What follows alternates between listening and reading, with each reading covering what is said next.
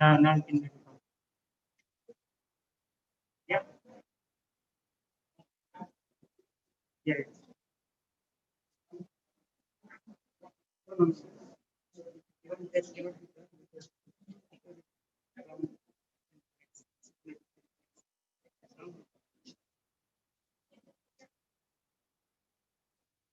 Yeah.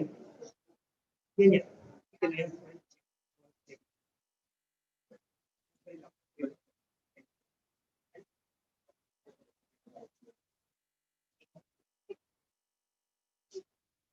Manish is asking.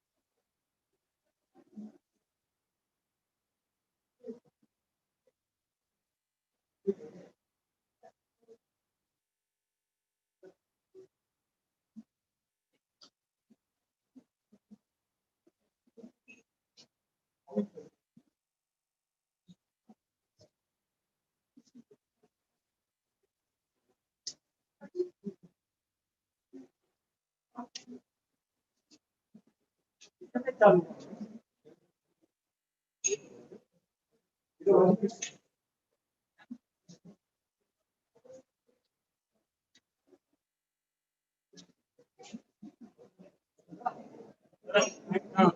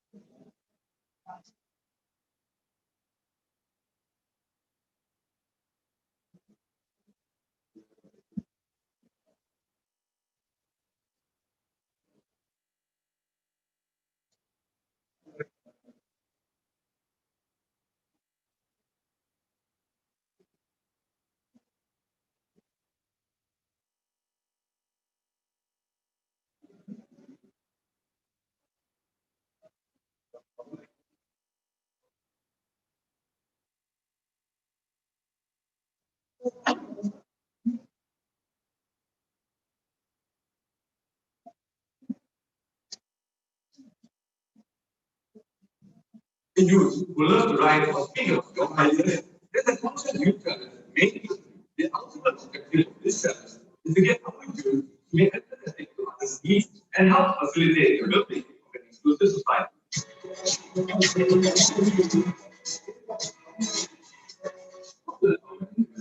Understand, participate, building an inclusive society during this journey. There is a question posed to you who are taking part in competition games, a conscious youth challenge. All content and experience truly unique to the students of this generation, and their perspective on topics such as respect, responsibility, resilience, integrity, harmony, and care is one that is different and ever-changing. Tell us more about the objective behind organizing this challenge. The conscious youth challenge COVID-19 lives all youth who share their experience, their responsibility to our society, harmony, integrity, and more importantly, with caring thoughts about society, which can create the inclusive community. We are a group of mentors committed to establish a humanitarian movement under a conscious living foundation, encouraging and empowering sustainability across a variety of businesses. Anyone who is 15 to 18 years of age and studying in Singapore is eligible to take part in this competition. Participants have to write their perspective of the question posed to them with regards to the ongoing pandemic in less than 1,000 words or record a 1-minute video and send it to the organizers as an individual or through their school. I think that when young people rise up, amazing things can happen. Students have done everything from creating startups to help individuals and businesses, all the way to speaking out for effective and suitable care. Participants from 200 different schools and colleges across Singapore are expected to take part in this challenge, which aims to raise funds for needed for enable funds. To share with us more on the charity component of this project, we have associated ourselves with a media of the enable fund with how the single trials. So every participant who is participating in this challenge has to pay $10, and that was directly to the media of enable fund while giving exchange. How do you think your students could benefit from this challenge? You have selected the correct target group to bring a change in the way our world is functioning. I would like to say that I'm positive. This initiative will help students open their minds to the various possibilities, take ownership, and become contributing members of this multicultural and multiracial nation. Singapore. Diversity without inclusion is really an exercise in statistics. Diversity with inclusion is a more environment we perceive particularly at this time with COVID striking so much of the world, striking some of the most powerful privileged, but also striking the most vulnerable of us. It's a key recognition that all of this together. So we see from our students and opportunity to see this challenge is really a sense of passion. Really helping share their sense of empathy and understanding for others. And it's just that important that we are really as strong as the weakest among us. I'm sure each and every individual has had his or her own unique experience in handling this situation. What motivated you to take part in this challenge? And could you share with us what you wrote or recorded as part of your response? When I first got to hear about the competition, it was a very like, nice thing for me. I believe that as a teenager, we have a lot to share about this COVID-19 experience. There's been a lot of changes that have occurred and a lot of adjustments to be made. And I believe that the youth has a lot of like curiousness and experimentation going on at that age. So this involves studies, social life, personal hobbies, and we're trying to find a balance between each like aspect of their lives. This year has been so eventful and has impacted everyone in some way or the other. And people handle this crisis in their own unique way. Not only do I get to share my own ideas, but I get to learn a lot from the experience of others. And I really get to motivate myself by stories of self-awareness and integrity and resilience and patience of others. I believe in order to promote inclusivity in our society today, people, especially people with privilege, need to think in the perspective of those of other people in society, especially people who are less privileged. And if we do this, and every single member of society has empathy and think for other people, I believe that is going to promote our society to a political success. And that's going to carry it through across multiple generations, and hopefully we can move forward the world as we move. How can participants of this youth challenge will be selected by a community survey and given an opportunity to present their thoughts through an interactive workshop?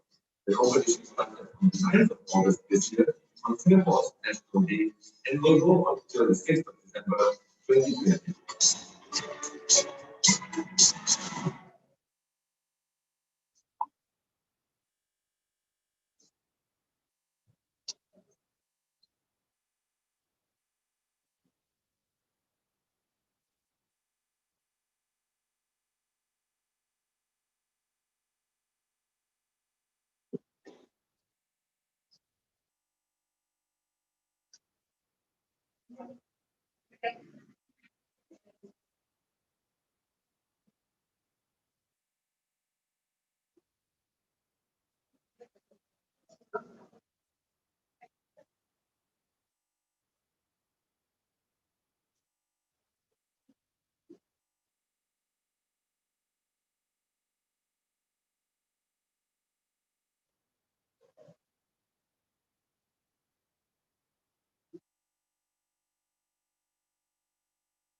How the COVID affects employees and see some form of fear of infection, especially when virus is not even nobody knows how the virus will act. So in a sense that really Singaporeans find it very little infection. We all know that once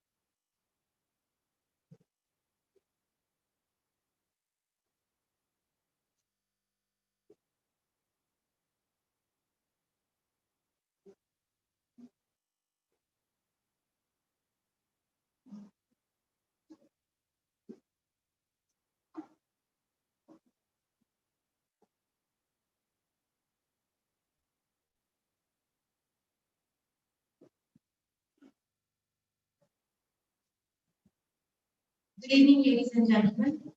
A warm welcome to all of you. Amazing young participants here. All of you have gifts. I'm sorry, we not remove the mask, so you might have a bit of a issue in this thing. If you have an issue, please just let me know. Thanks. Thank you to each and every one of you for being here with us today. We are very pleased to be able to welcome those of you who have been with us from the beginning and those of you who are joining us in our journey from today onwards. Ladies and gentlemen, boys and girls, I'm Renata Kapoor.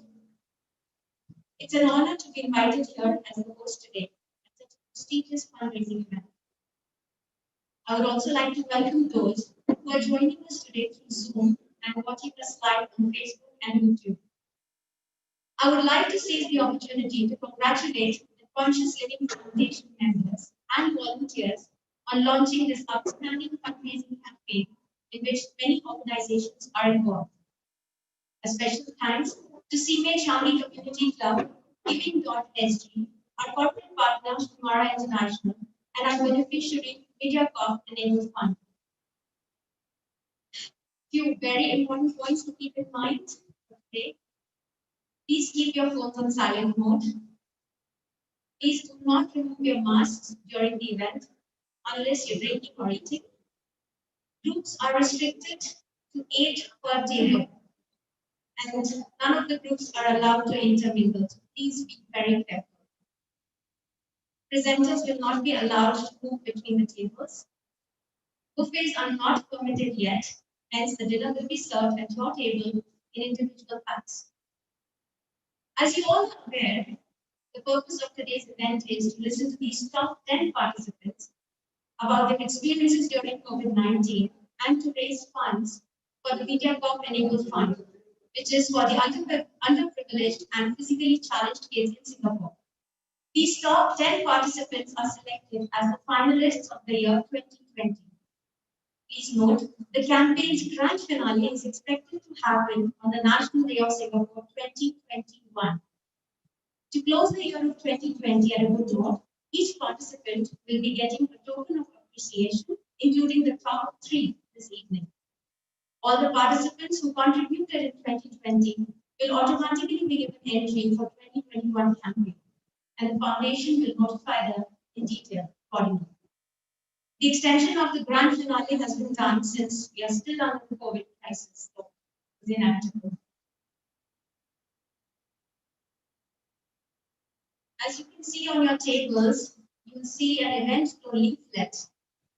Kindly take a look. There is a QR code on each leaflet, which you can use to directly donate to Giving.sg. We also have some sets of bookmarks on each table, and the paintings are displayed right over there in the conference room, which you can later in groups go and take a look. And as you feel comfortable, please donate, and the funds will be directly going to Giving.sg. As very rightly said by Mother Teresa, it's not how much we give, but how much love we put into giving. So let's just put our hands together and do something for getting more funds for MediaCorp Enabled Funds. Just a couple of words about the Conscious Living Foundation, its vision and purpose. Consciousness empowers sustainability. The Conscious Living Foundation is a group of members committed to establishing a humanitarian movement, spreading self-awareness, exploring science and the source. They work with corporates, communities, and individuals, liberating consciousness that transforms in co-creating their own reality. Before we get started, I would like to express my sincere appreciation to all of you who generously helped us make this event come together to become a success. We couldn't have done it without you. May I now request Ms. Fang to please come on stage and share a bit more about the Conscious Living Foundation and to invite the guest of honor.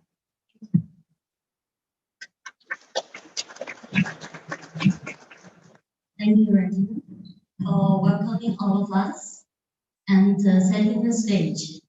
Everyone, I'm Fang, the leader and organizer of the Conscious Living Foundation.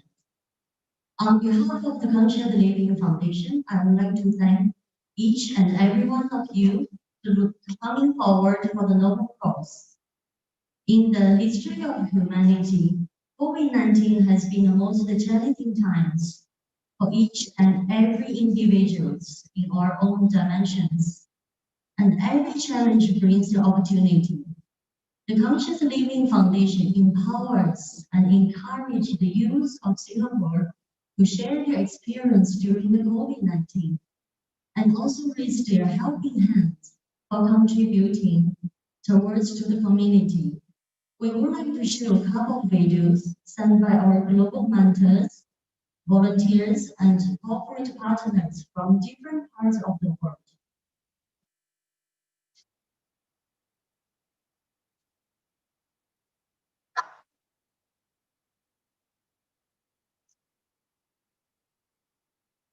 Okay, how did COVID affect Singaporeans in the community? I would say that there's some form of fear of infection, especially when the virus is not known. Nobody knows how the virus will affect. So in a sense that many Singaporeans confine the home and there's very little interaction. We all know that social media. Once you interact, then you will be affected somehow. We need to give a platform for the youth to express themselves because they have the energy, right? They have the job, right? And they want to show how they benefited and how they feel of disadvantage and how they come in. Good evening, Singapore. On behalf of the Conscious Living Foundation, I congratulate the top 10 participants who will share their experiences about COVID-19 this evening. Thank you to all of our volunteers and community partners for serving this very important and worthy campaign. And I wish you all a very happy and a very healthy new year as we usher in 2020.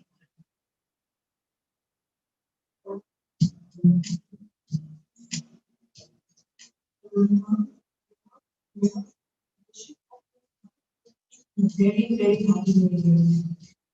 As we all know, 2020 was undoubtedly very challenging.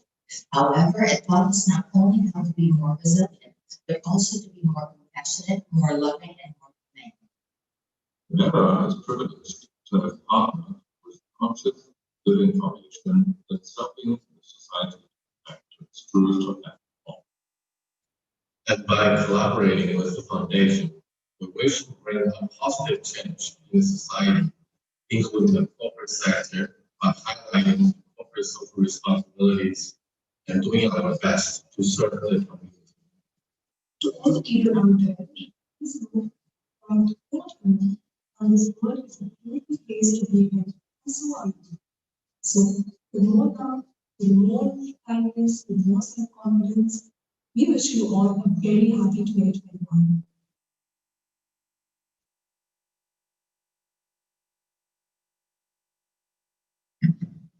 Okay, I would like to invite our guest of honor, Mr. Manish Tripathi.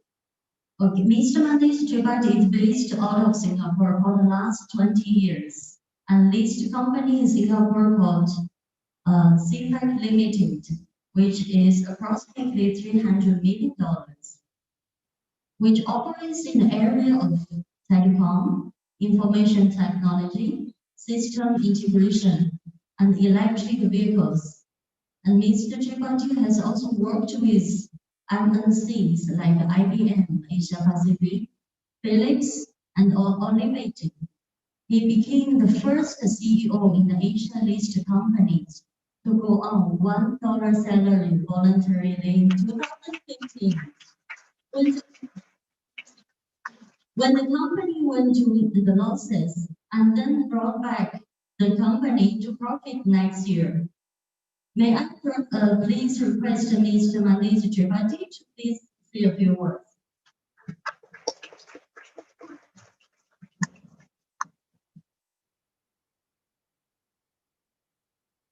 Thank you, Fonka. Good evening, ladies and gentlemen. My name is Manish Tripathi. I thought that $1 story is behind me, following me. And Ranita, thank you for inviting me. Thank you for the call, so I got to know more about this. As you can see, I'm really uncomfortable and I try to keep the mask on. It was wonderful for me to learn about the Conscious Living Foundation. I understand it's a media for enabled fund, and whatever everybody is doing, the volunteers, participants, all of us, I will also see what I can do from my part. It would be great to see this going on. I was thinking, what message do I give? Right? A lot of people say, we welcome 2021. I read this somewhere, so it's not my original. Can we break 2021 in syllables, not in numbers? Try that. 2021. So actually, the divine is already telling us we won 2020. So the 2021 is here.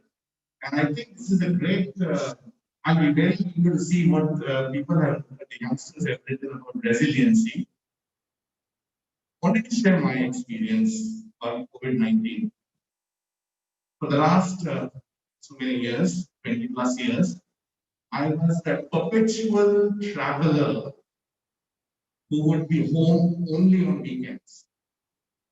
And that comes with my job. So I would come only on a Friday, primarily play a match. I'm a huge cricket fan. So I'll come back, play a game, and Sunday night, Monday, I'll go back. And I did that for nearly 20 years. This is the first time I have not traveled since 22nd of March until today. What I realized is, actually, I was thinking I'm just too important and I could go everywhere because I was the CEO of the company. Work still goes on. Work still goes on. Business is still going on. And I could do so much more value add with my family and my life rather than just running around in planes, taxis, hotel lobbies, and so on and so forth. So, and I'm sure this is my experience. All of us have different experiences. Finally, I could adopt a puppy. We have a dog. I found more time with my family, my sons. And there was a complete different energy which happened within my family. Of course, they're very close, very traditional, but still a completely different dynamics. So all of us must be having different resiliency experiences. All of us would have learned different things. I would urge all the youngsters, very important message, if the job market is not good, don't try and get a job. Create value in the society in such a way that you can give jobs.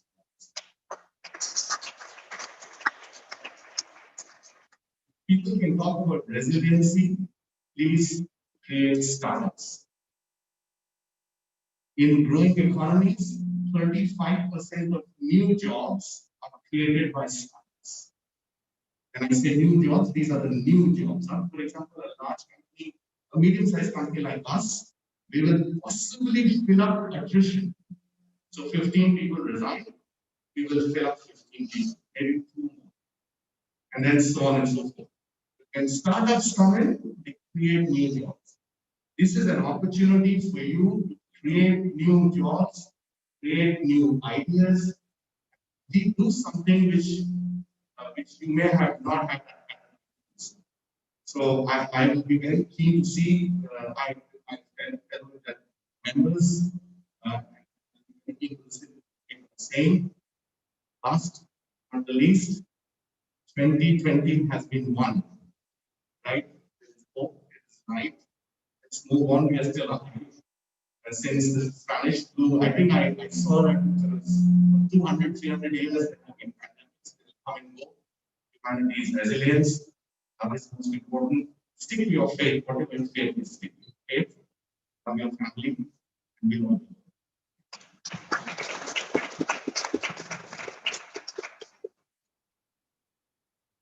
I now request Mr. Subrasus Zikr dance to please come to present a token of appreciation to Mr. Manish.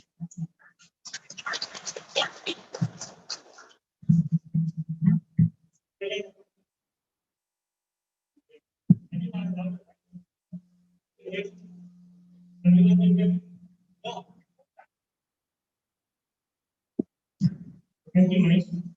Please, sir. And allow me to go.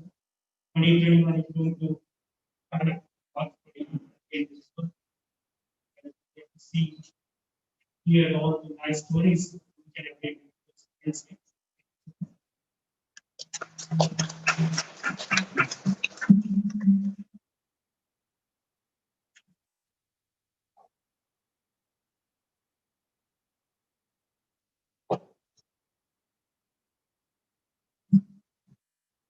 Thank you, Mr. Manish Tripathi and Ms. Pampu. It's time now to introduce our prestigious and honorable judges, Mr. Manish Tripathi, Ms. Pang Fang, and Mr. Ashok Verma. For the most awaited moment of today's event, yes, it's time to have our young participants come on stage and present their experiences during COVID-19. This is especially for our fabulous young participants. Always remember, sometimes you win and sometimes you learn. So it's okay, we won't win this time. So my dear participants, don't be disheartened if you do not win tonight, because you're learning and we all are learning at every step of our lives. Let's have a round of applause for these outstanding kids who participated in the activity. I now invite our first participant, Arushi Mundra.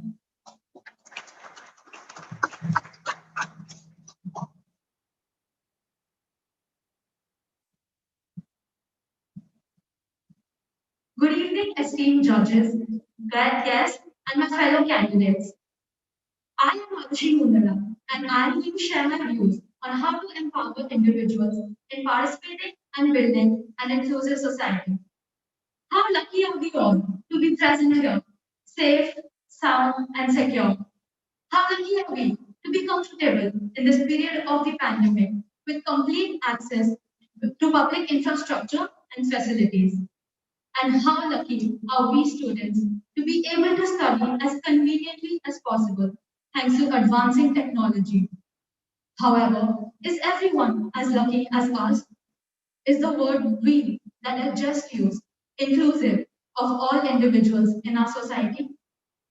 This was definitely something I had the chance to ponder upon in the past few weeks. I believe that first and foremost, equal access to public information is crucial in creating an inclusive society. This will also give rise to more well-informed members.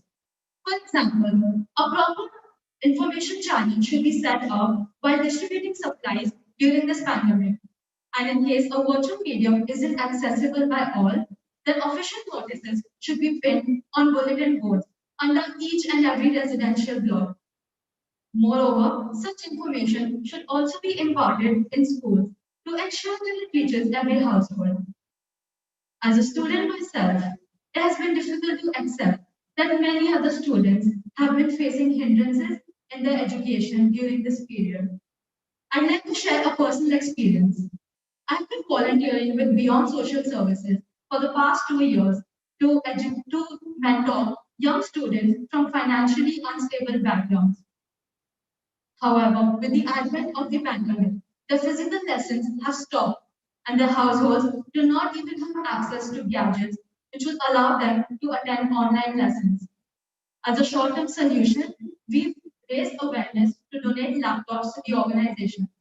However, I believe that in the long run, it is imperative to have such donation booths all year round, and along with food, clothes, and books, etc., individuals should donate old gadgets to the government and NGOs.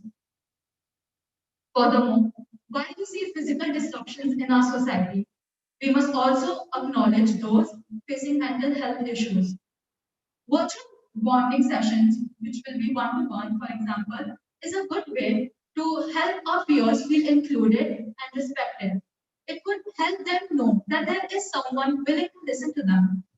Each one of us needs to know that we are not alone. Finally, I believe that as dutiful citizens of this nation, we must try our best to give back to the community and volunteer to provide a better standard of living to all those who do not have that joy. We must all play our part in ensuring that no student lags in their education, no poor person sleeps hungry, no unemployed individual is denied basic rights, and no one is denied good health care. Only when we educate ourselves and create awareness about accepting people the way they are will there be hope instilled in our hearts, and only then will we be able to create a truly inclusive society. Thank you.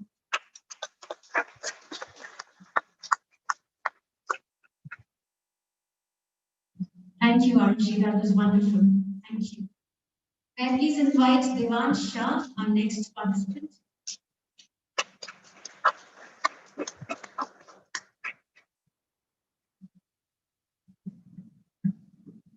A very good evening to everybody here. Respectable judges, my fellow participants, and the audience. My name is Devan Shah, and I'm a student of Global Indian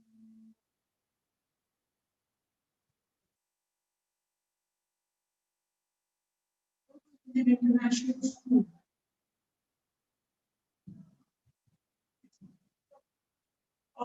I've been staying in Singapore for over 13 years, and I'm very grateful to the Conscious Living Foundation for providing me this wonderful opportunity to contribute and give back to society.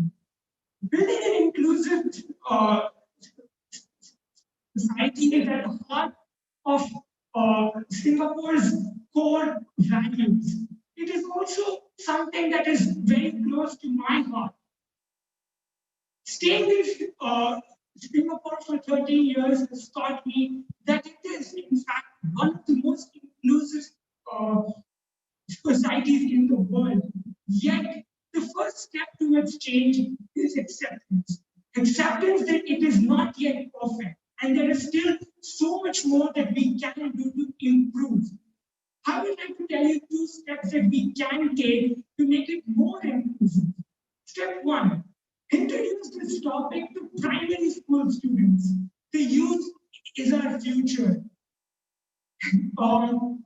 If primary school students knew the meaning of an inclusive society, there would be less bullying, less fights, less groupism, less taunts, less racist jokes, less stereotypes, and so on. There's so much more that primary kids students need to know, and so much more they can do if only they knew it.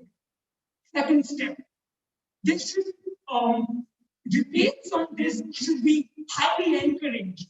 This would allow both the parties to know the views of the opposition, and only after knowing the reasons of the opposition is it possible to truly convince them. Building an inclusive society is not about forcing your opinion on someone and saying that yes, this is the way to go. Rather, that is contrary to the very definition of society. What we need to do is convince them that it is the way forward and it is the way to go. It is best for the nation's growth, for the economy's prosperity, for the welfare of the world and the whole of mankind. It is about accepting our differences and accepting the fact that we all are allowed to have our own opinions, as opposed as they may be. In conclusion, I think the word conscious is very apt because we need to make a conscious, deliberate effort to build a more inclusive society. And it's not possible for one person to do that. It has to be a combined effort of every individual. During this pandemic, we stand far apart. We still maintain social distancing, yet we stand together as one. We stand united and we stand together. Thank you so much. Thank you, Devansh. Totally loved your enthusiasm. Our next participant, Bryn Dickens. We have you on stage, please.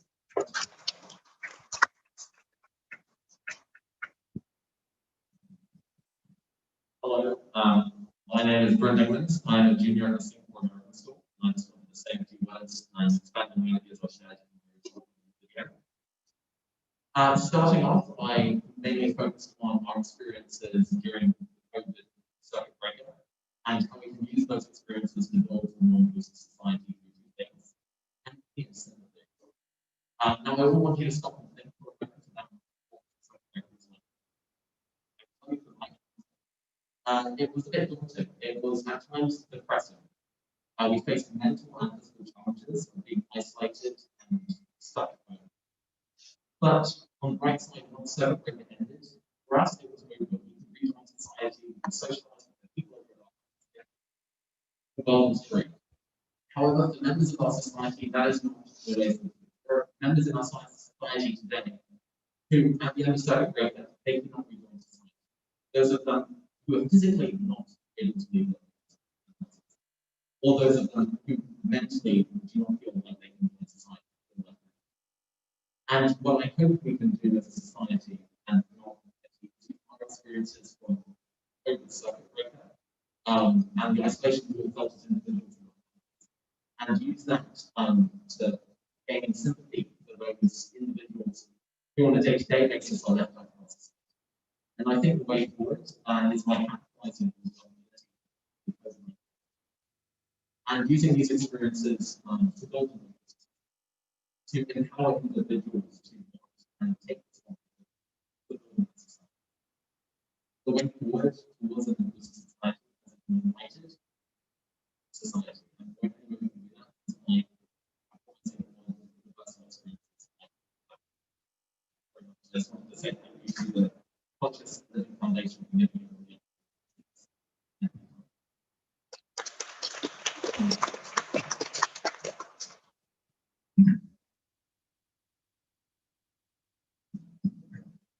Thank you, Bryn. That was wonderful.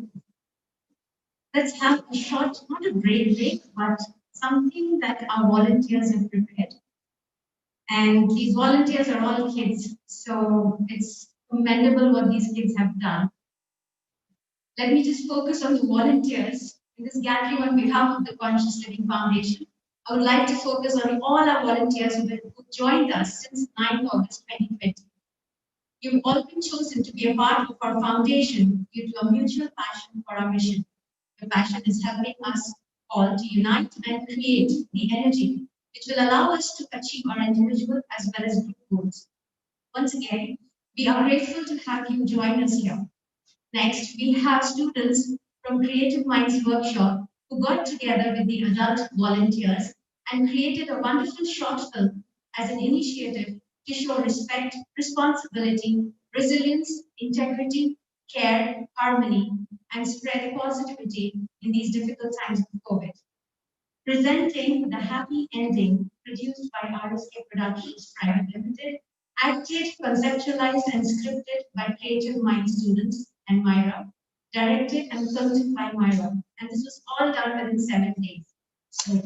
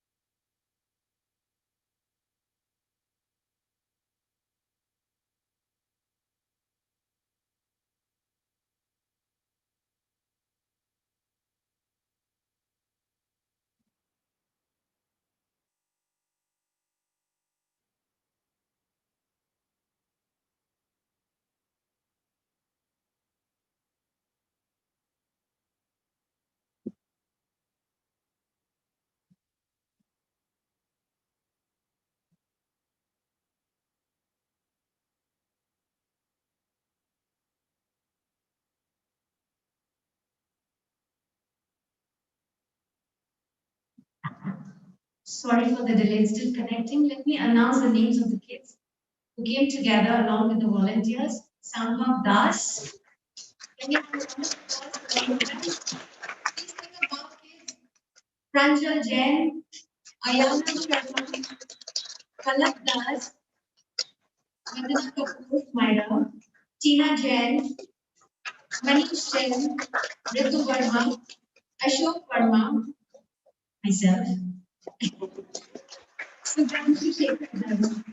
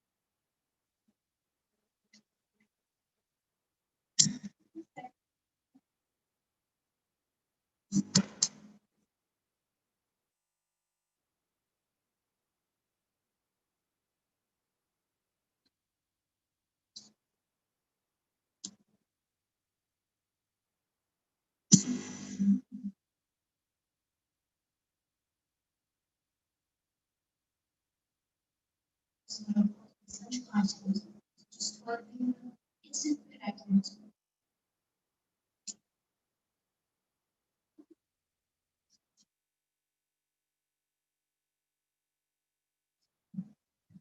Really sorry for this. Some violations happening. Just got this after that.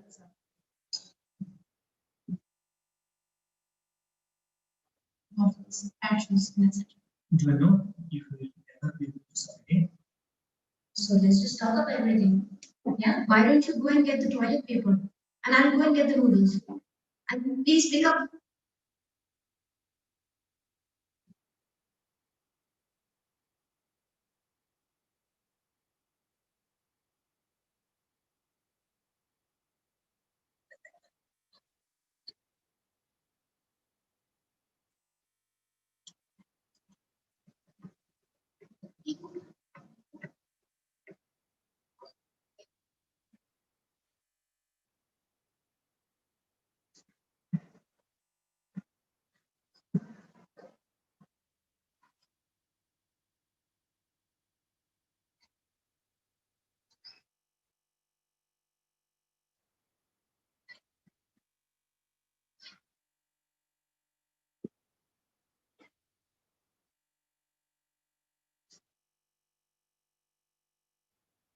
What's happening?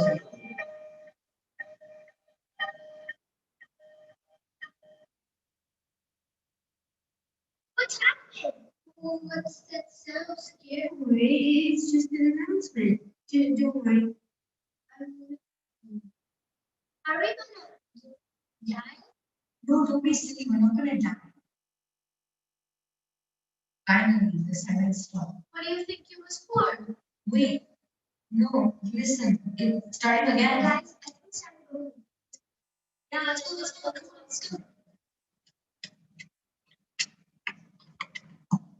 Due to the circuit breaker, many people started hoarding essential items such as toilet paper, instant food items, water bottles, batteries, and etc. Do you know if we will ever be able to sell again? So let's just stock up everything. Yeah, why don't you go and get the toilet paper? And I'll go and get the noodles. And please pick up all the toilet paper.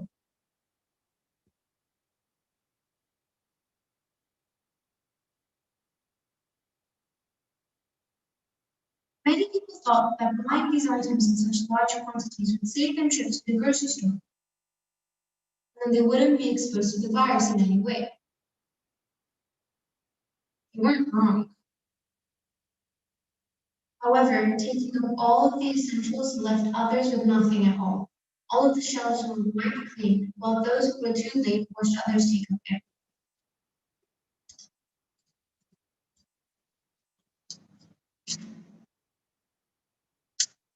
Everything is gone. What do we do now?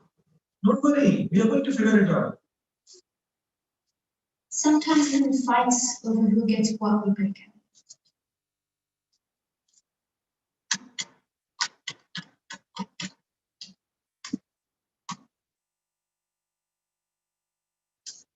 I wish I could play with my friends. It is so boring.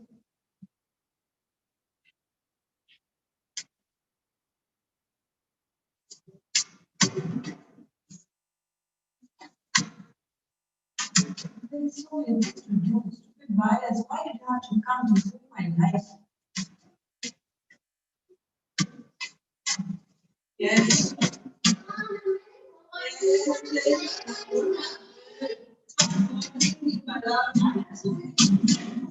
father is trying to make a living for us. You don't even go outside. Our life is so different now. And all you're worried about is if you don't have to play, you get bored. The grandma is sick. I need to take care of her. I need to make dinner. What do you want me to do? I have so many things on my mind. I can't play with you right now. That's the reason my father.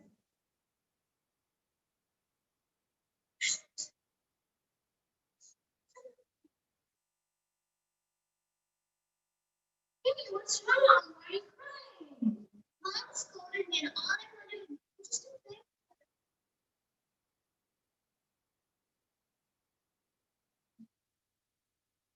Come here, both of you.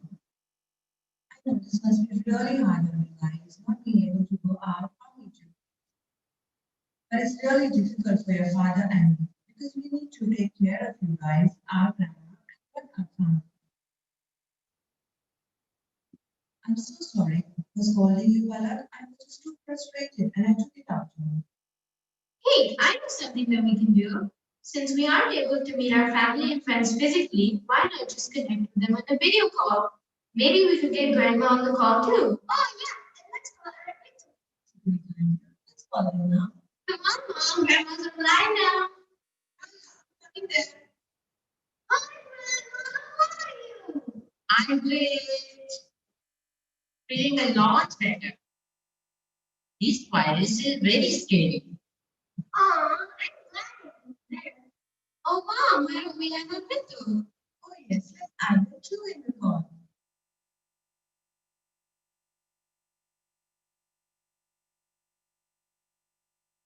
Oh, yeah, I'm just calling me.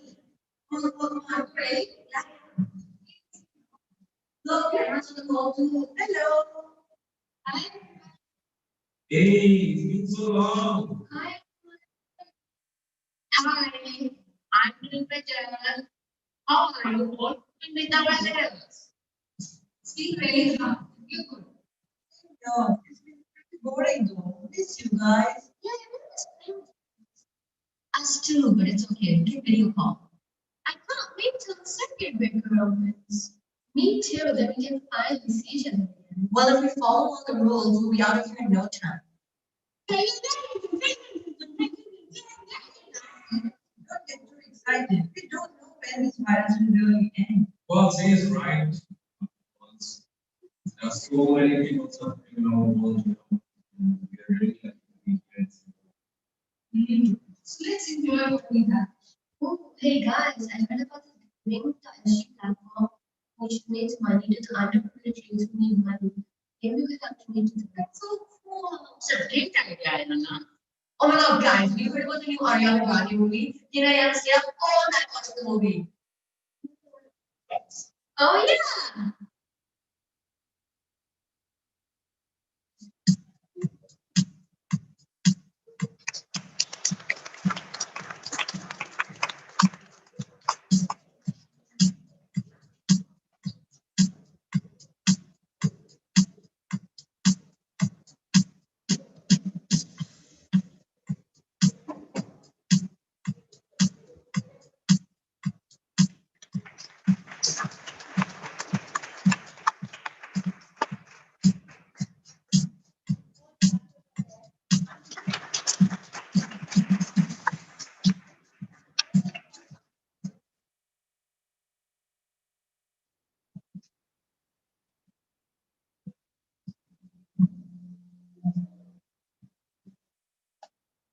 Hello. I hope you all enjoyed their little effort. Thank you. Thank you so much. All right, let's move forward and have our next three participants. Then please invite Muskan Agarwal.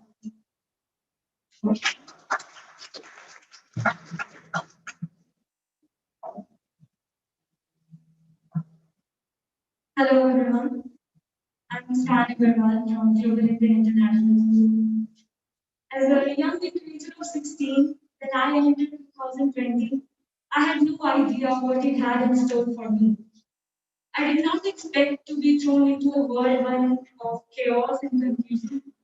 I certainly did not expect to encounter a pandemic which would turn my life upside down. Somewhere between becoming happy because I unexpectedly got sad when I couldn't meet my friends, I realized that my life had all the necessities, even some of the luxuries which other people would ask for.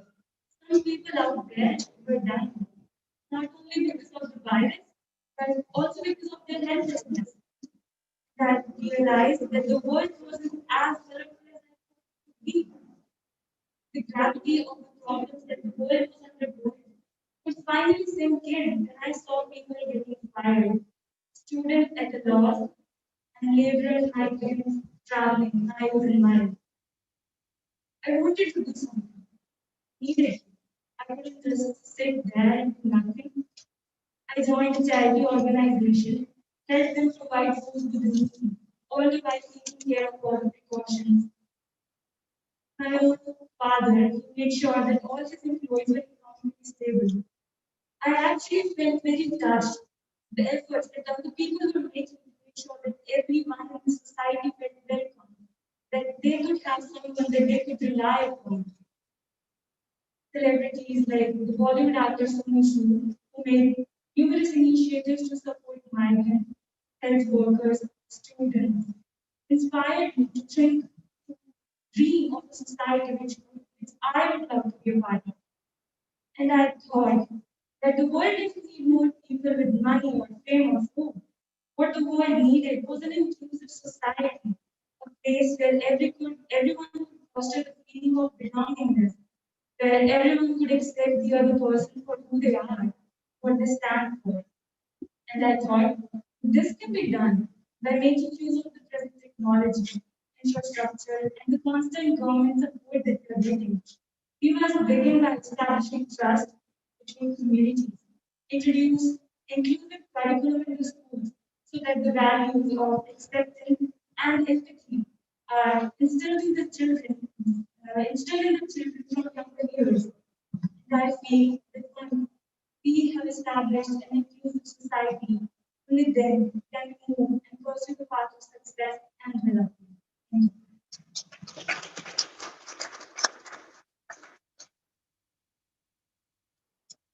Thank you, Muskan. Our next participant, Utkarsh Raj Sudhira.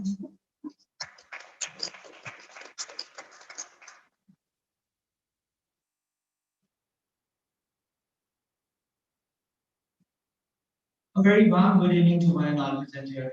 I am Utkarsh Raj from Global Indian International School, and I would like to present in front of you a 2 minute quick talk about empowering individuals to understand and build an inclusive society during this COVID. So, first of all, let us look at what the current scenario is. We have faced the first outbreak and dealt with it with great efficiency. We had some major problems, some losses, but what's the most important thing is we survived and here we are to rebuild our society. But we must not forget that the trouble is not over yet.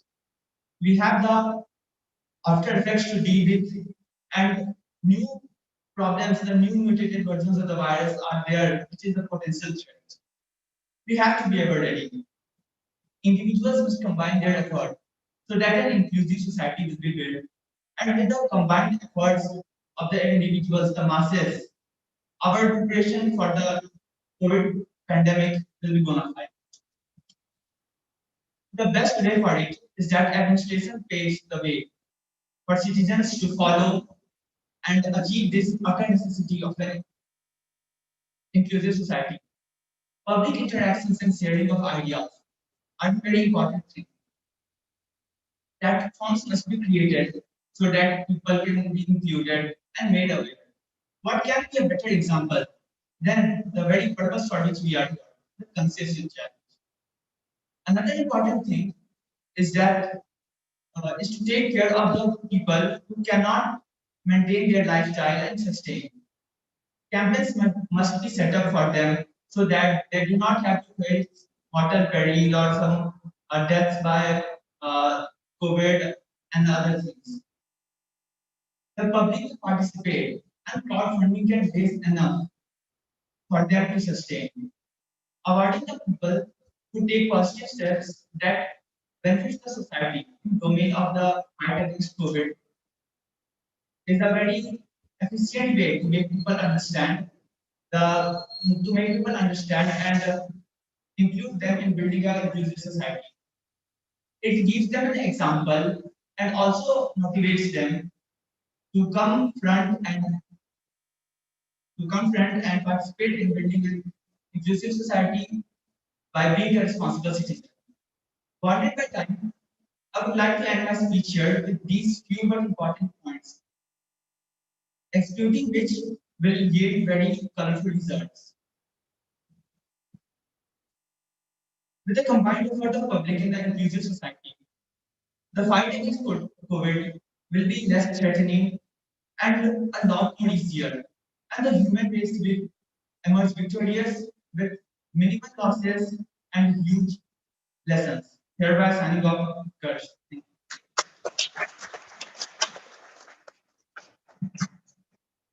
Thank you, Skarsh. That was wonderful. May I now please invite Rini Simon, the next participant.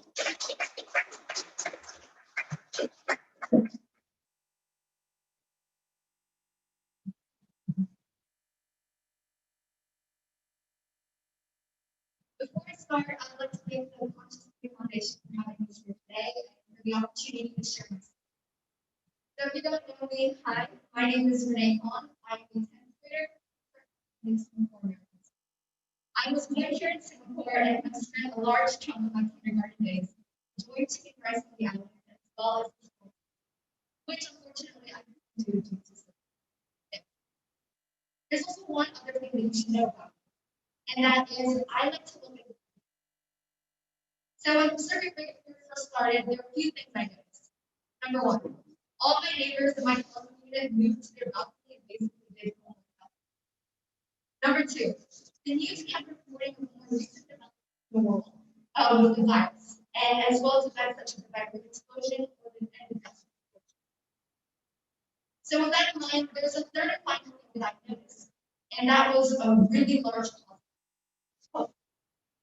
My classmates began sharing on social media, and family friends were raising funds to help my friends for any cause that they felt was necessary to support those impacted.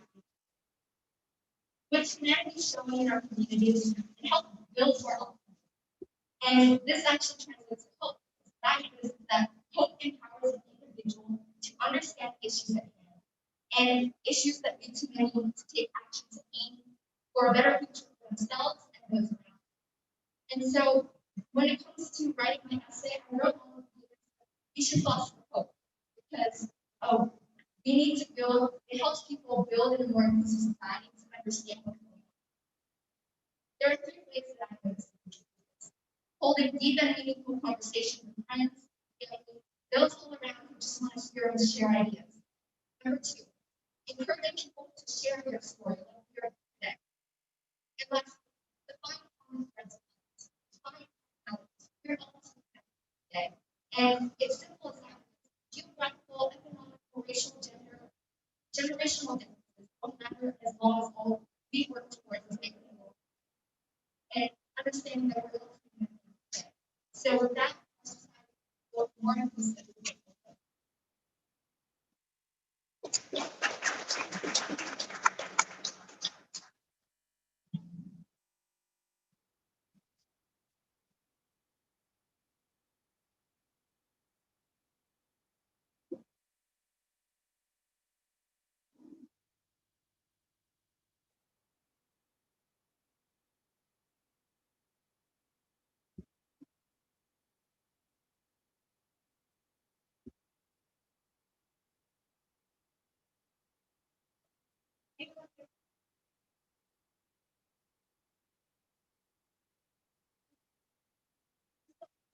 A wonderful paintings.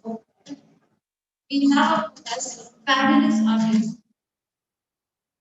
The founder. Hello. Yeah. Artist who has been so and works. The first sale and all the funds raised will directly go to giving.sg. I would like to invite on stage Ms. Anu from Artsy Property and say a few words about how she managed to encourage these kids to contribute for this noble cause. Ms. Anu.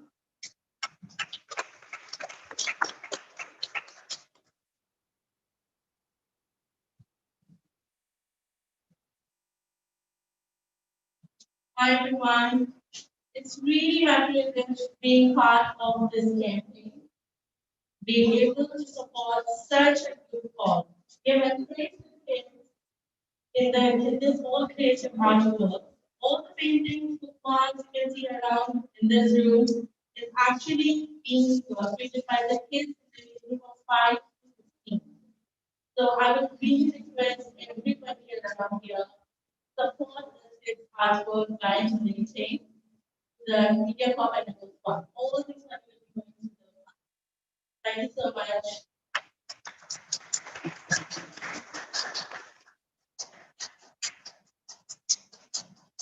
Thank you, Ms. Anu. I would really encourage you all to please take a look. Okay. Can you take a look for the tables? You have sets of bookmarks and the paintings, and kindly contribute as much as you can. All the payments made by using the QR code in the leaflet will be going directly to giving.sg. Okay, let's have a video now.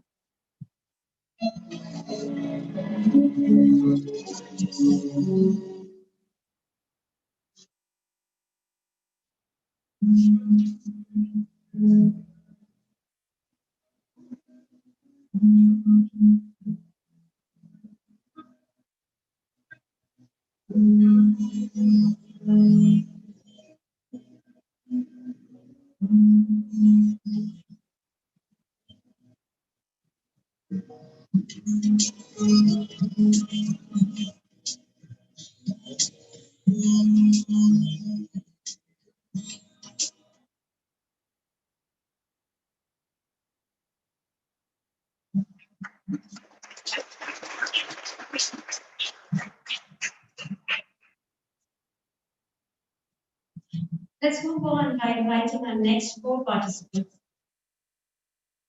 Please welcome Vaishnavi Harihara Venkatesh.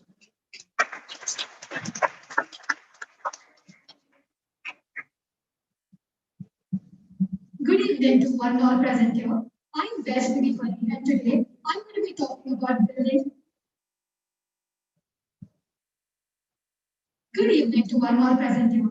I'm Vaishnavi Harihara and today I'm going to be talking about building an inclusive society, especially during this pandemic. After 55 years of independence, Singapore has come a long way from the social tensions, and the strained political environment of the 1960s.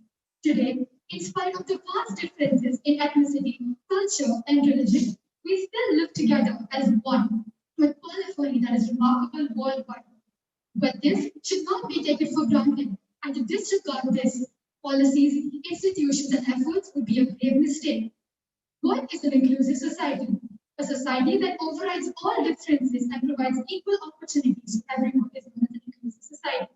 Singapore has done a commendable job in ensuring that such a scenario is maintained and has implemented policies, regulations, and rules which have served as catalysts in the process.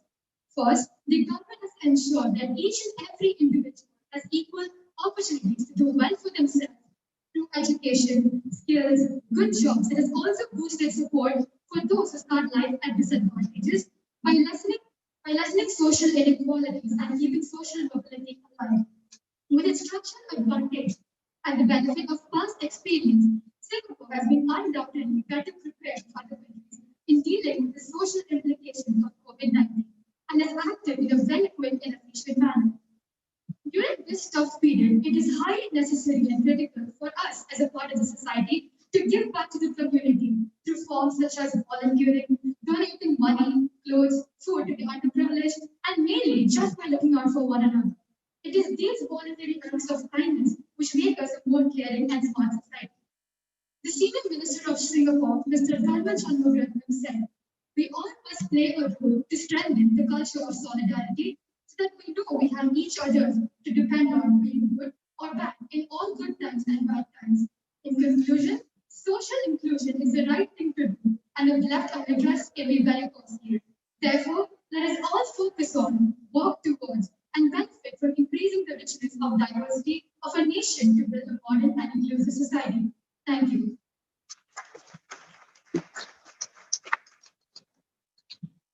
Thank you, Vaishnavi. May I now invite our next participant, Shaurya Nagrawal.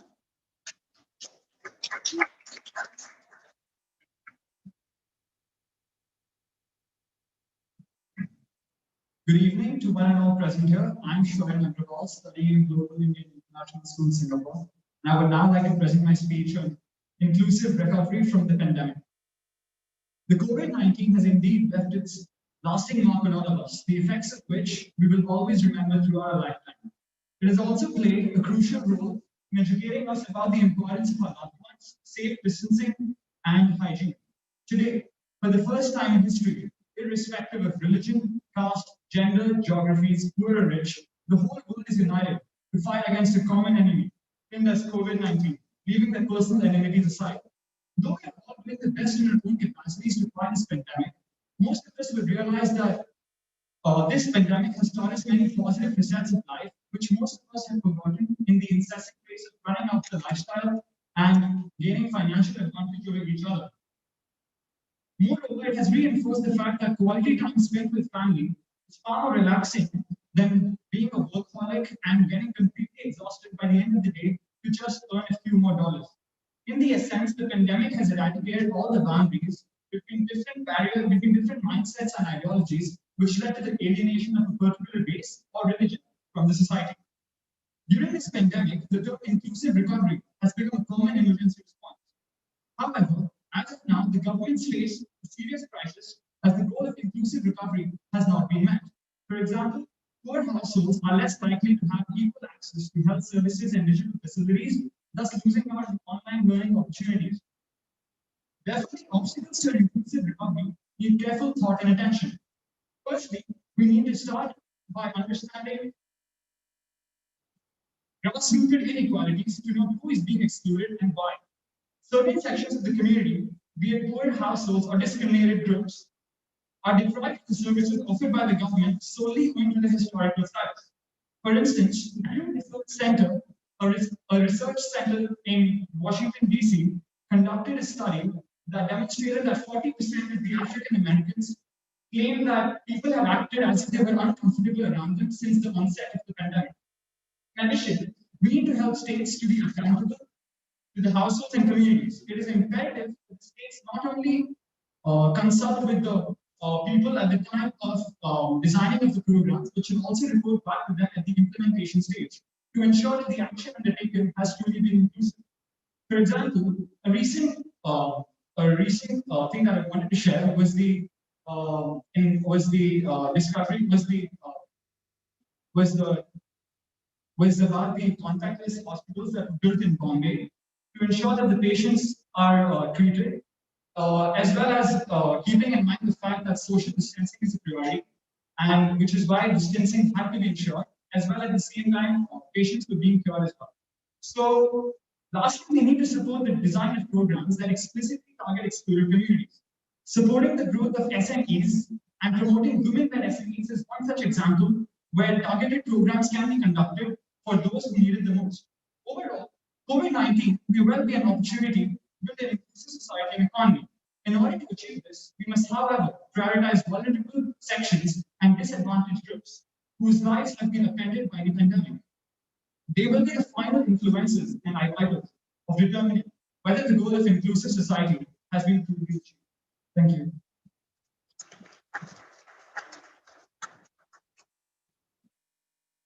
Thank you, Shaurya. That was wonderful.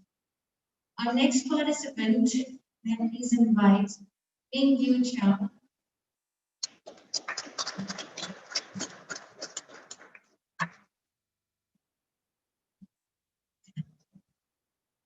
When I first learned about the conscientious youth challenge, when I first laid my eyes on how to empower individuals to understand and participate in creating an inclusive society, I thought that was just it.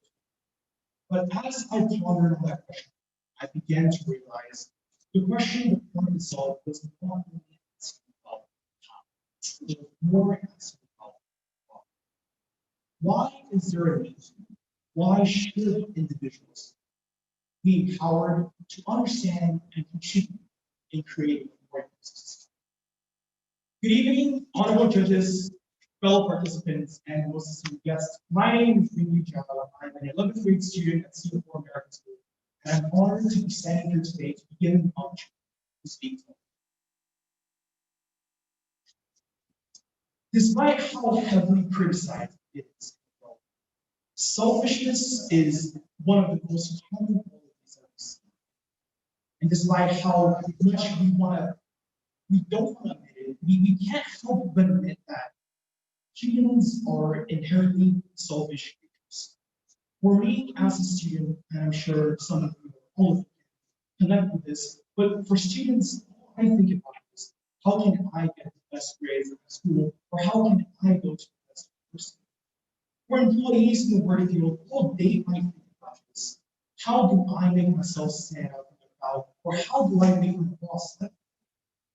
You know, even in the video made by our wonderful volunteers, it showed that the first reaction of people when circuit breaker hit, when the pandemic struck Singapore, was to go to the store and grab all of their essentials.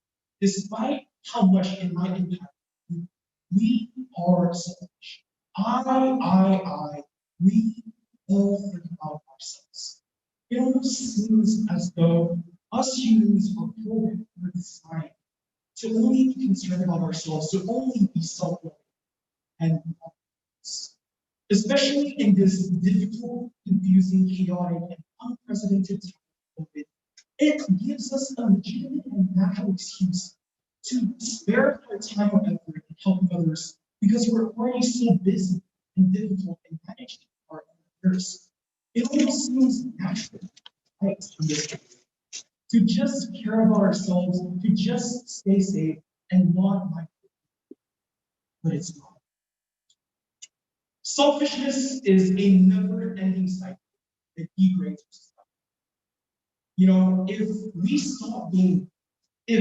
become selfish and stop helping other people, then others too will stop helping us become selfish. It's as simple as that. And where does that lead us? The degradation of our society. But vice versa. If we decide to give in a tiny bit of our time, of our effort, no matter how much or how big it is, we get that return favor from the people we help to. It's a simple trait. And so that was my biggest takeaway from this. in order to construct a truly inclusive society where everyone within it prospers, we must join in together, everybody, old or young, rich or poor, religious or atheist. We must all join together and give it as much as we can, no matter how much that is, and help others. That is my biggest takeaway, and that is something that I would like to tell you guys. I want to say a big thank you for the organizers of this event for creating such a meaningful cause. But even more than that, I would sincerely wish to extend my gratitude for them to provide us with this platform to share our views and contribute our bit to society. Thank you very much.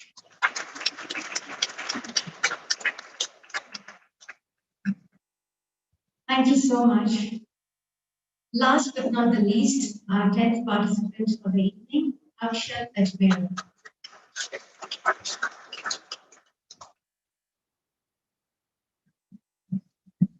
Good evening, one and all, and thank you very much for this opportunity. My name is Akshat Ajmer. I'm from Global International School, and I'm ready to say a few words about this topic.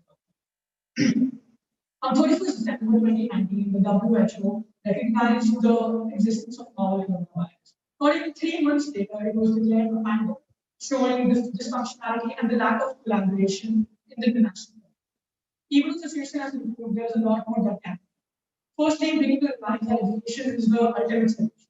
But we also need instantaneous measures alongside education to counter the problems. Measures like dedicated TV and radio programs, magazines, advertisements, government notices, government programs, webinars, etc., are extremely effective and also important. Social media being very accessible can play a major role in spreading awareness. Collaboration and exchange of ideas between governments of different countries, both developed and underdeveloped, can also be very beneficial. Countries like you are taking very unique measures.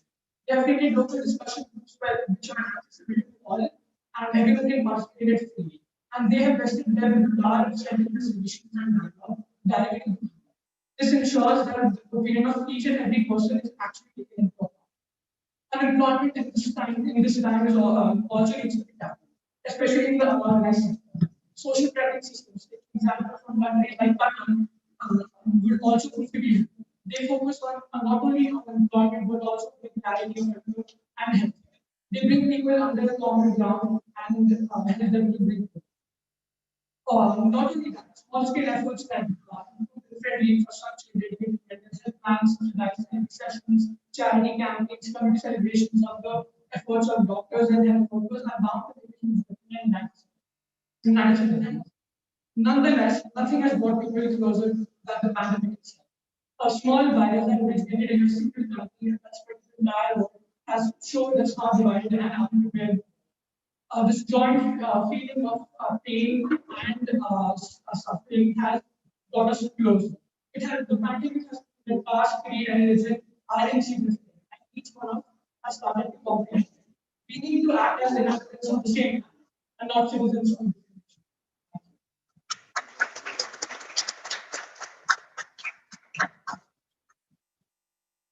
Thank you, Akshat. All the 10 participants were fabulous. Let's have a big round of applause for all of them. We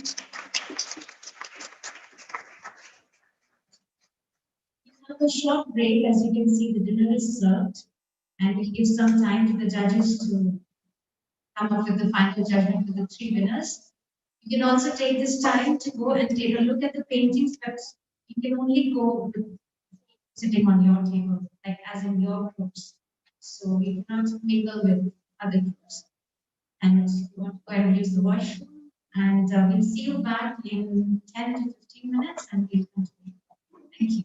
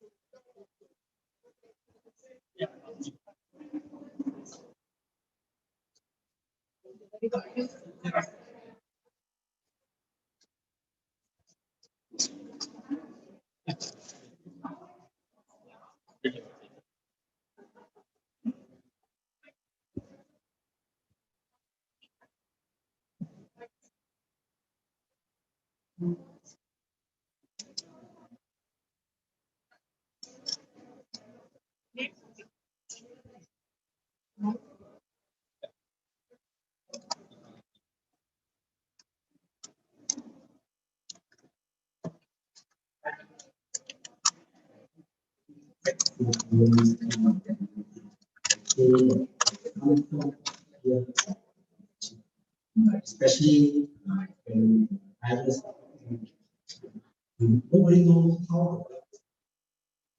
So in the sense that these Singaporeans find the very important. We all know once we correct that we will be affected somehow. We know they have energy and we show how they do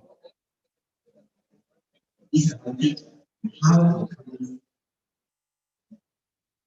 Good evening, Singapore. On behalf of the Conscious Living Foundation, I congratulate the top 10 participants who will share their experiences about COVID-19 evening.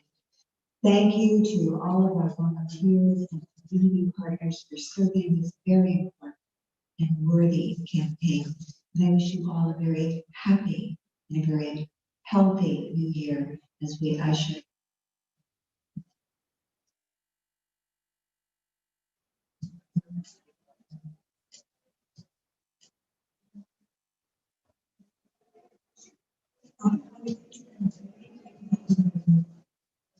As we all know, 2020 was undoubtedly very challenging.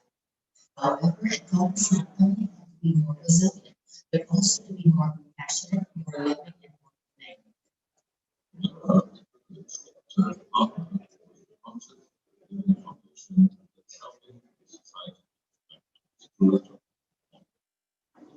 And by operating a foundation, we wish to bring a positive change in society, including the corporate sector, by highlighting the corporate social responsibilities and doing our best to serve the community.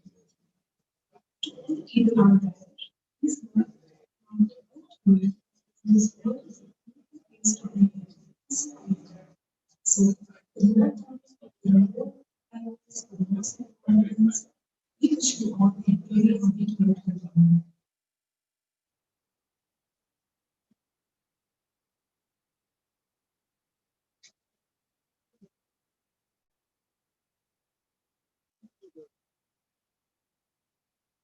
If you are youth, you learn to write, speak about your ideas, then the conscious youth challenge, aims the ultimate objective. This challenge is to get our youth to be empathetic to others' needs and help facilitate the building of an inclusive society.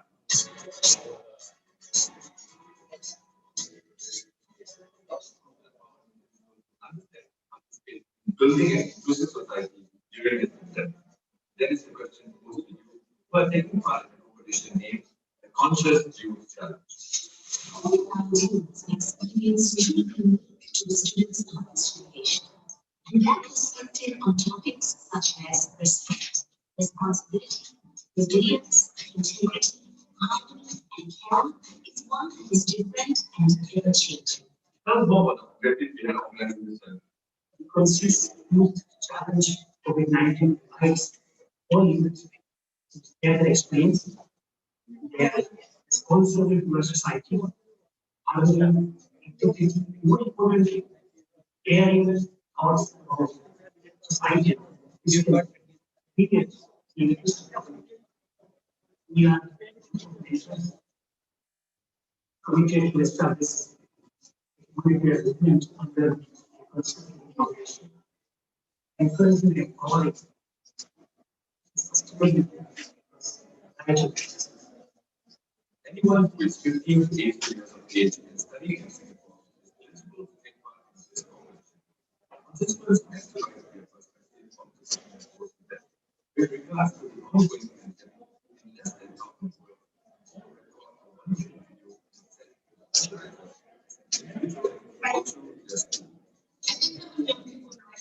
amazing things. Students have done everything from creating startups to help individuals and businesses, all the way to speaking out for effective institutions.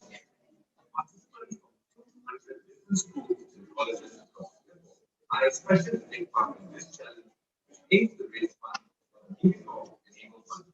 To share that more on the charitable we have associated ourselves with a media call called disabled child. So every participant is participating in this challenge as $15, and that is right into the media of via giving exchange. How do you think those students will benefit from this learning?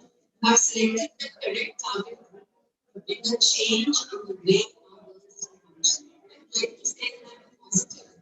This initiative will help students open their minds to the various possibilities, take ownership, and become contributing members of this multicultural and multiracial nation. Diversity without inclusion is an exercise. This diversity with the war environment. Stay here at this time with COVID striking so much the world striking some of the most powerful most vulnerable of us is a key motivation with all of us together. So we'll see for students students challenges related to action, really helping strong your sense of empathy and understanding others. It's just that importance that we are really as strong as the weakest among us. I'm sure each and every individual has had this situation. And share with us what you do for content as part of your response. I first got to hear about the competition. It was a very engaging thing for me because I believe that as teenagers, we have a lot to share about this COVID-19 experience. There's been a lot of changes that have occurred and a lot of adjustments to be made. And I believe that the youth has a lot of curiousness and experimentation going on at that age. So this involves studying social life, personal values, and trying to find a balance between each and every aspect of the life. This has been so eventful and has impacted everyone in some way or the other. And people handle this crisis in their own meaningful. Not only do I get to share my own ideas, but I get to learn a lot from the experience of others. And I really get to motivate myself by the stories of self-awareness, integrity, and resilience, and patience of others. I believe in order to promote inclusivity in our society today, people, especially people with privilege, need to think in perspective of those of other people in society, especially people who are less privileged.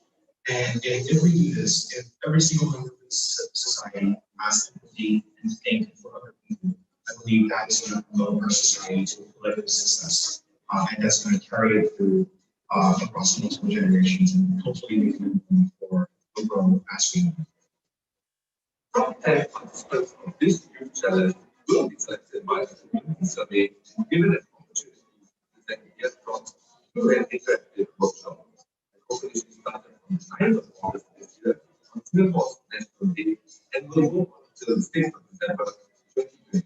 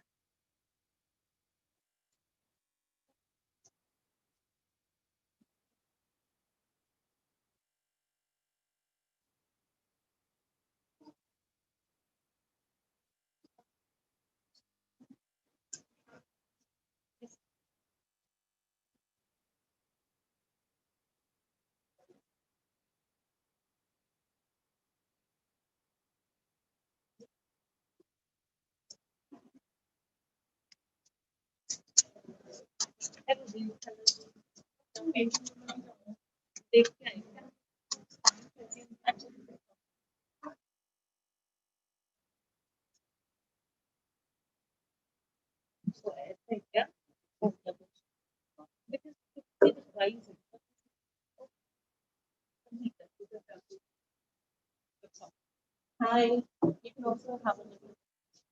Yeah.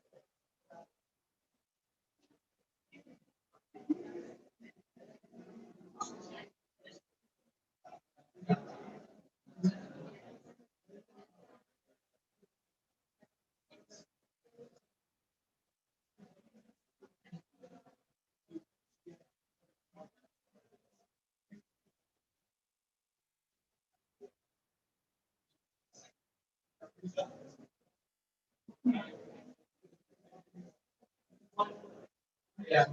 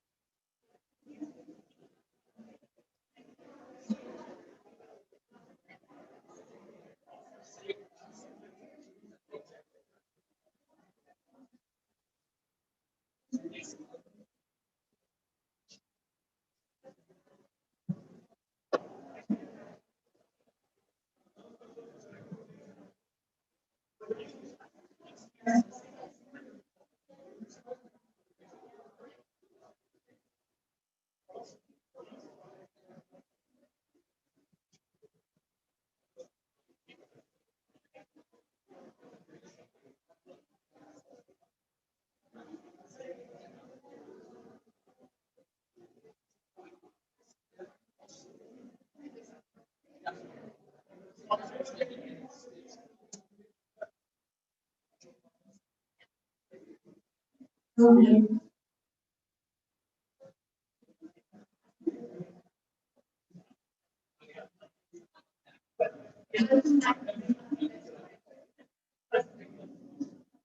Can we all be seated now, please?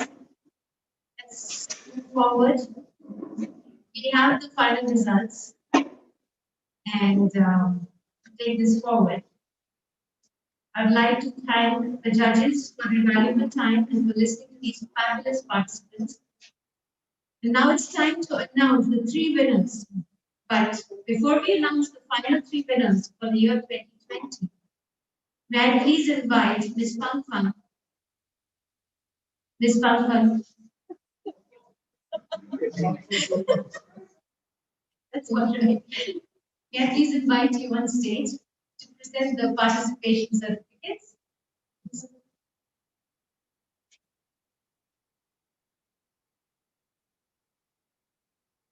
Speaker, can you please help?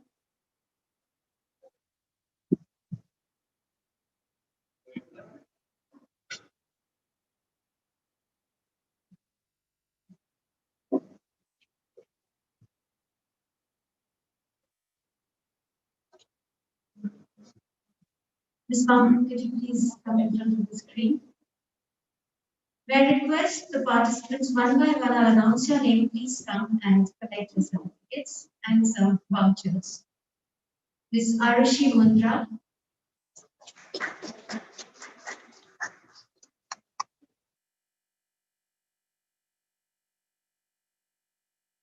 Let's have a big round of applause.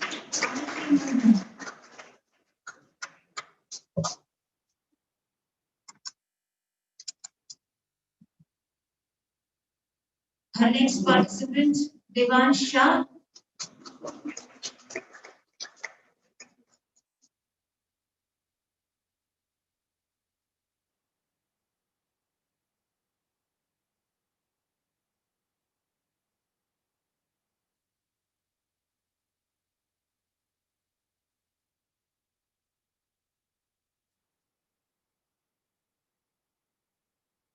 Let's have a big round of applause for Devan Shah.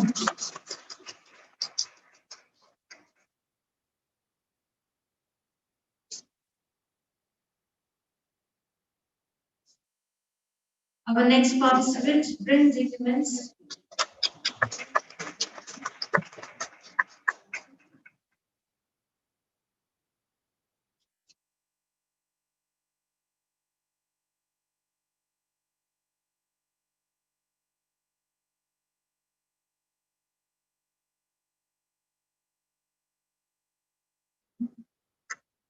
Thank you, Ms. Mantra. And please invite Mr. Ashok Verma to please come on stage and present the next three certificates. Muskan Agarwal. Let's clap.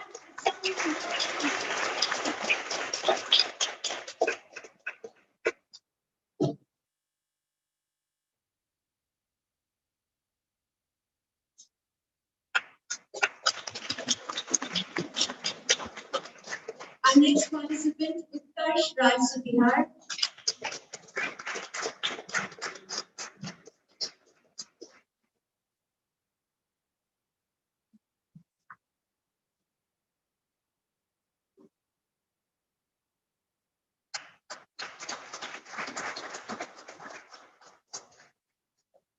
Vaishnavi Harihara Venkateshan.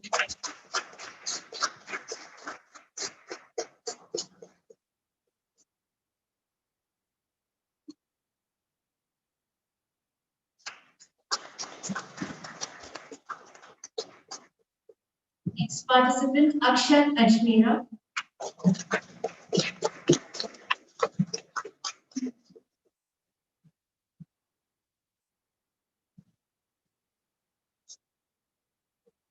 Well done, guys. Congratulations.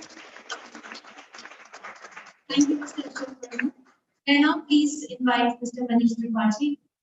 Please come on stage and we'll announce the 3 winners.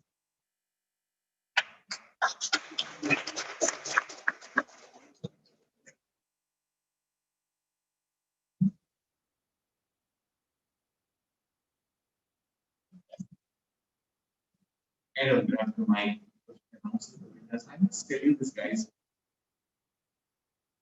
I think everybody, Ranita ji, and all the committee, everybody, none of you are winners for all of us. I think we should give a big round of applause.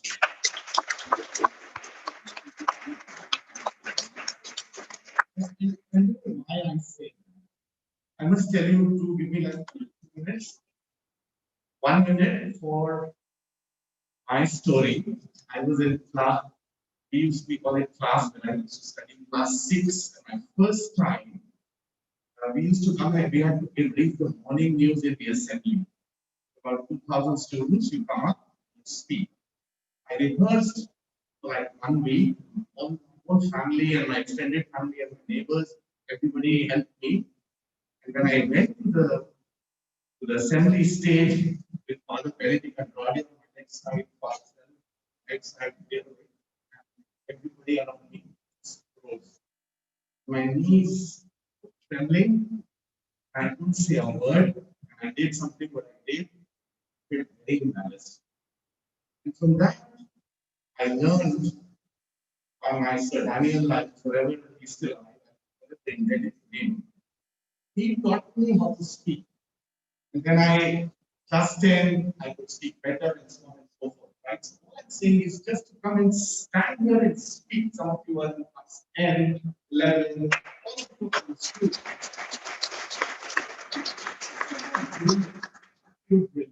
Because in my school days, we couldn't. Second, I love the small flaws you guys have in your narrative. You know why I love them? That clearly tells me that you wrote it. If somebody else would have written it for you, I'm sure you would help. These minor flaws we as professionals we can find out. Simply love that. I look for it. If it's a flawless speech written like Charles Dickens, yeah, it doesn't work for me. So I think it was wonderful to see that you had your own creativity behind it. The second part of my story is 360 degrees personality. When I hire people in my company, I don't read the resume from the first page. If it is a one-pager, I read the last paragraph. You know why? Anybody can study and get merit grades. But I'd like to see who has done elocution, who has played sports, who can play the violin, who can create a movie. I think people are young producers. We want to know a leader is not a guy who's got mind. A leader is a guy who can motivate people, align their thoughts, and deliver results. And for that, you need interpersonal skills. So you guys are on the right track. We had a very hard time from Ajay and we had a little bit of fight also. But we don't know each other, so we can't favor anybody. All of us are meeting for the first time, but it's a very objective, unwilling based result. There has to be a winner, right? But all of you are winners. So I want you to go back with your heads held very, very high and be very proud of yourself.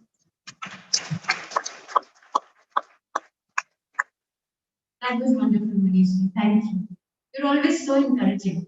Yeah. Okay, so may I please invite, should I say first, second, third, or three? Second runners up. Second runners-up, Shauryan Agarwal.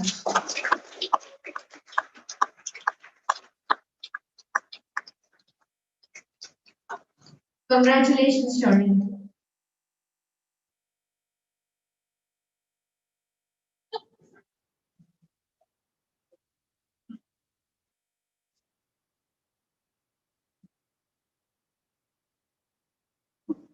Congratulations. Our first runners-up, pretty fine.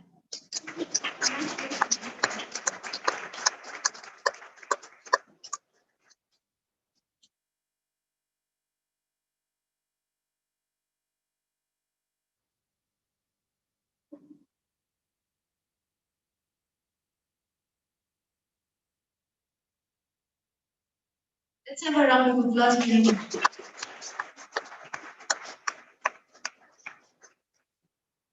And at the first position, I am sure you all know, it's Min Yu Chao.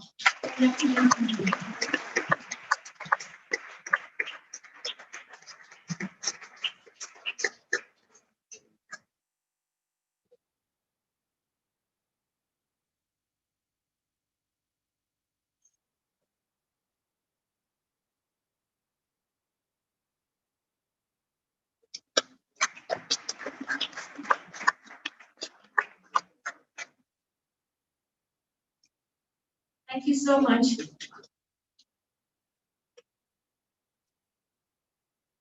Would all the participants like to have a group photo? Please.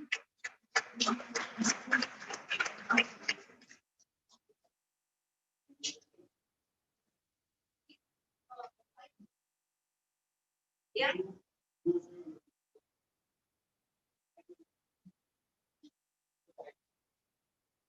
Yes. Yeah. Yeah. Can we have five of you first? Shaurya, your table. We have three participants and two of you, please. Thank you.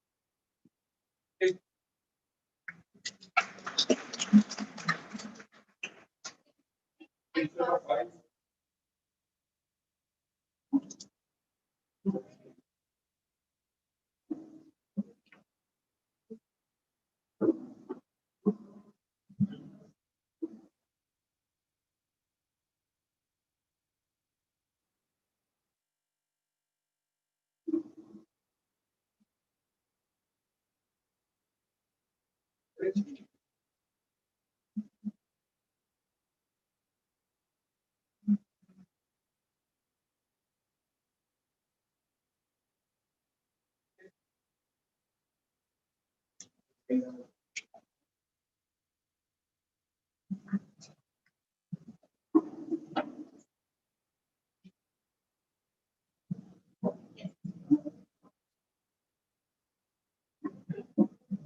like to call upon all the kids and the volunteers who created this film. Can I have you all one by one and see your certificates? Pranjal Jain, she was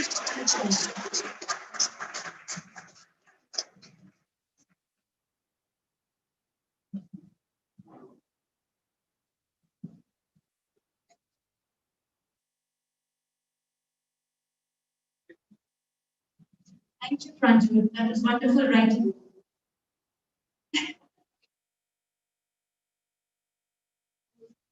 Next, our tiny little Palak Das. She was literally our lead.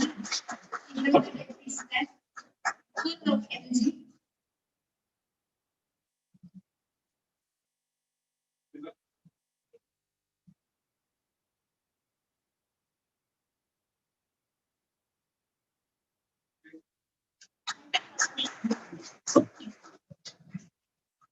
Another packet of energy, some of the sand.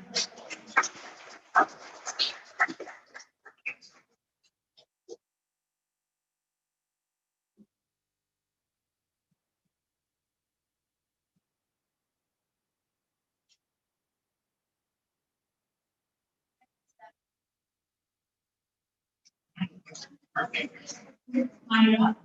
She wrote the script, she directed, filmed, edited.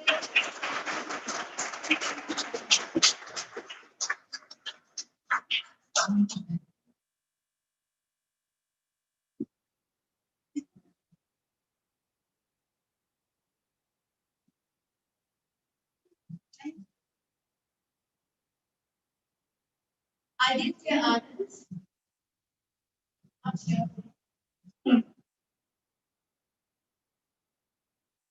Ashvi. Ashvi Saxena.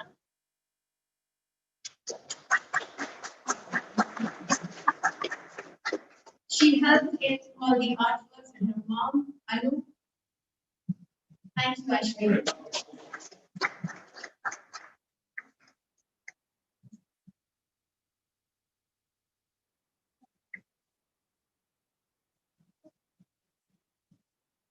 Ayana Sharma. She was one of the actors in the film.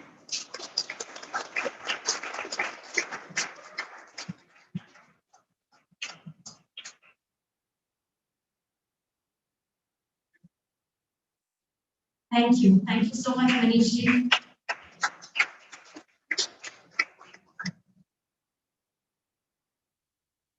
Thank you, everyone. It was a great pleasure having you all over. It was a great pleasure to be here to host this event for the Conscious Living Foundation's fundraising event. On behalf of the foundation, I would like to thank all of you, our sponsors and donors, for your donations. Let's go on building the bonds of friendship and goodness through cooperation and mutual respect. Thank you all for being here, for joining us, and for supporting our beginnings. Thank you.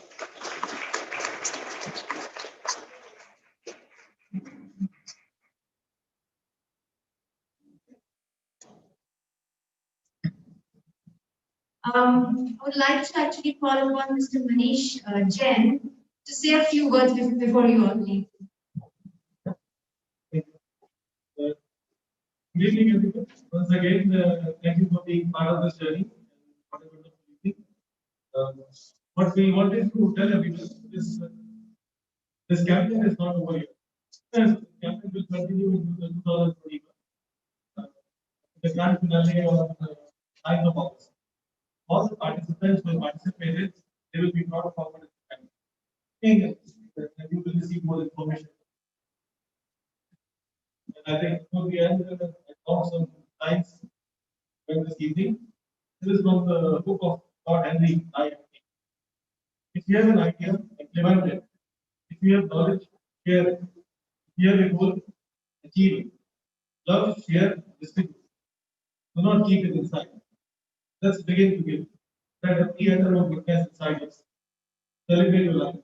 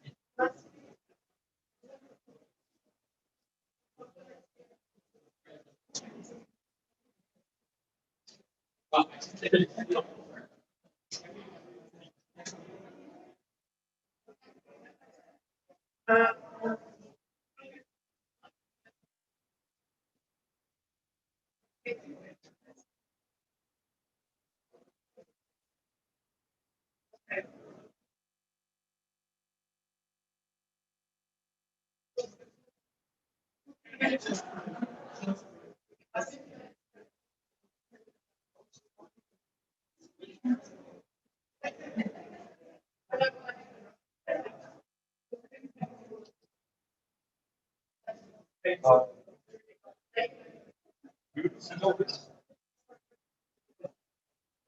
that?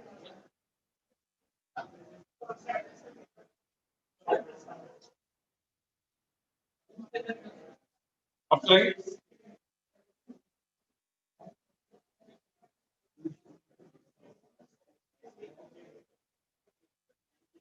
Okay, and